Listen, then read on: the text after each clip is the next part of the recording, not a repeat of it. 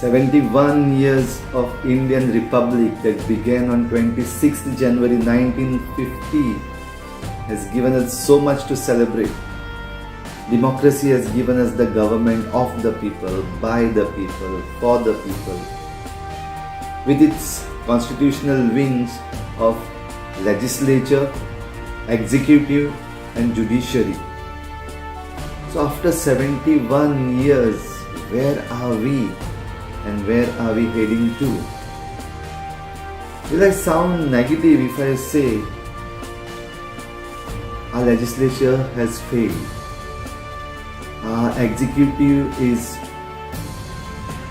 getting corrupted and our judiciary is slowly turning selective to see or unsee the truth. Politics today is merely spelled as election, election and election. And we the people are made to believe that getting into politics means getting into some electoral mess. And that is why better be away from it. It is kept hidden from us that it is the very politics that leads our lives today. Development is today misspelled as concretization. Human development has been compromised and profit of selected few looks to be the ulterior motive. A selected few decide what is national interest, and those others who question it, they are called as Deshdrohi.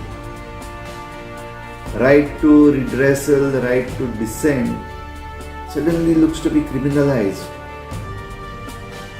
So Constitution itself seems to be under threat and under attack. So isn't it our responsibility to guard our Constitution as constitutional citizens of India? If we are to guard our rights and duties that are granted to us by the Constitution, then we need to be responsible.